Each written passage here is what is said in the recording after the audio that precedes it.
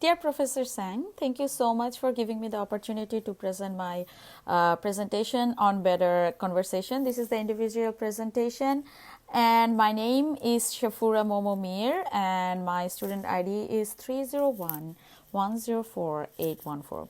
So today I want to lay out, I have watched the presentation from Ms. Headley in the TED Talk, and it was very fulfilling for me because I have learned I have learned a very important life skill, which is like the power of conversation. How do we converse with other people? How do we have effective and healthy conversation from healthy conversation, and that we can learn stuff from.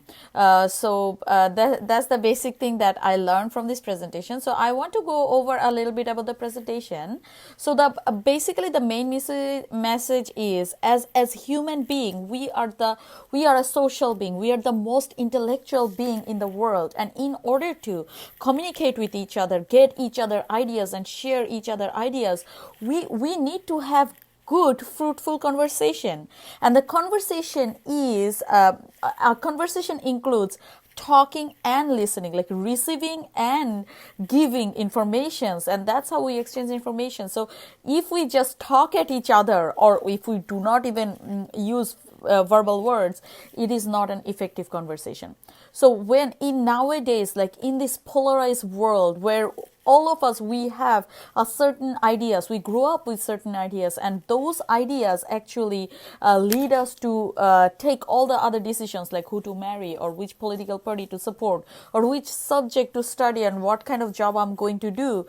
So all these things are actually making us polarized, and also the use of technology like cell phone, or like messenger, or like Facebook, and all those media, social media, those are the things that are actually getting us away from real physical good effective conversation.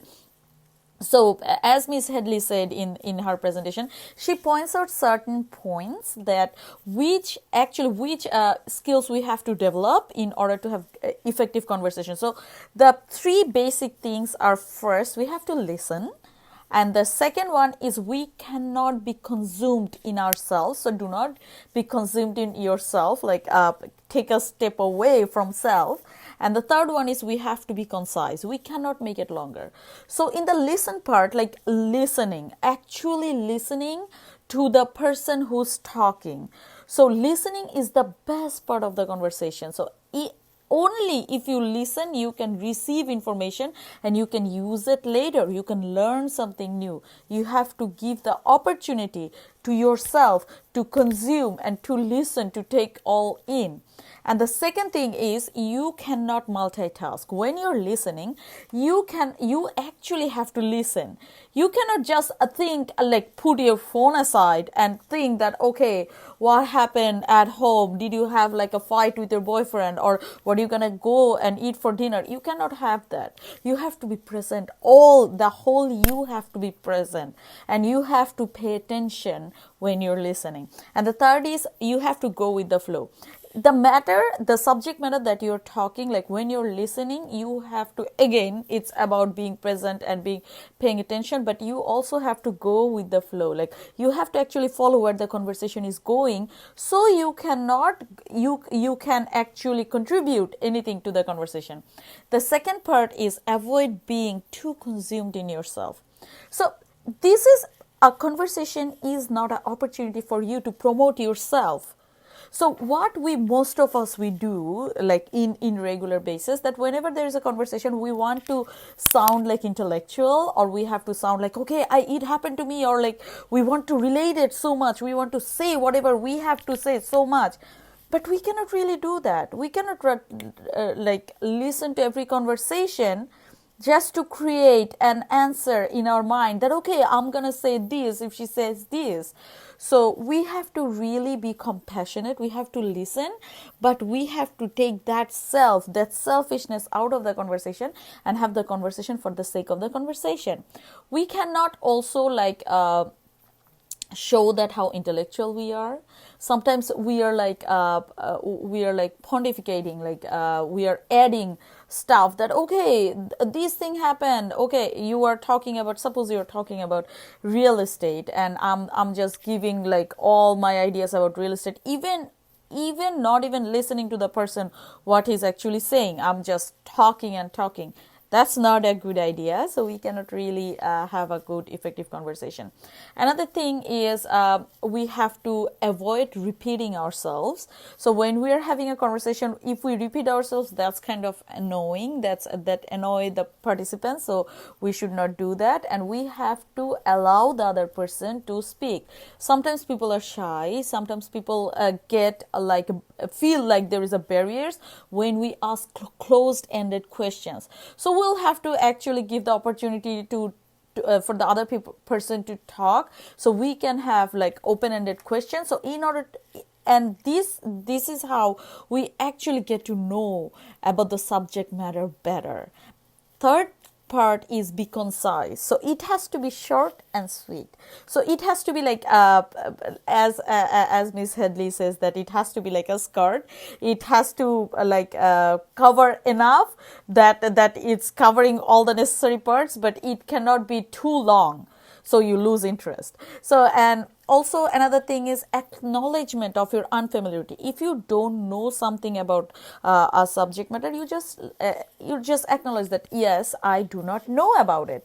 But if you know about it, then talk. So you don't always have to be like the most intellectual person.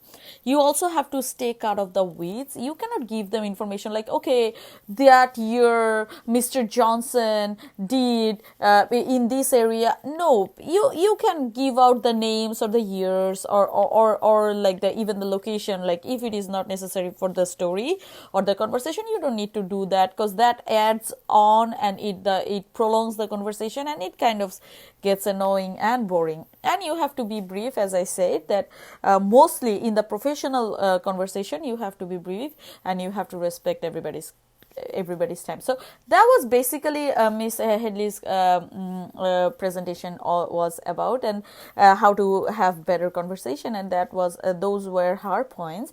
And personally, I think that more like we have to be interested in other people. We have to get into every conversation with the expectation that yes, we are going to learn something new, because every single person in the world is unique. They have unique experience, and through the exchange of these experiences, we can actually be developed in ourselves. And effective conversations are actually exchanging some of the ideas, and it's just not talking to each other.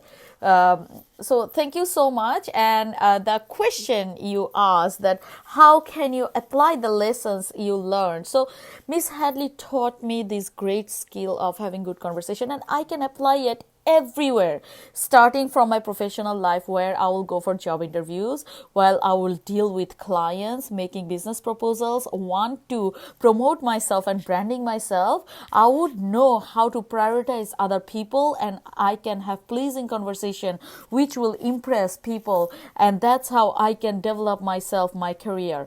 And also in my personal life, like I can make a friend easily, I can have better a relationship with my friends and family, and even in the line of a supermarket or like in the bus stop, I can make a friend, and I have amazing conversations. As Miss Headley says, that everybody has something amazing to offer, and I want to be amazed every day. So this is how I will boost my confidence, and I would know that yes, I will welcome more ideas, and that's how I will gain some knowledge. I will learn something new, and my life will be more interesting.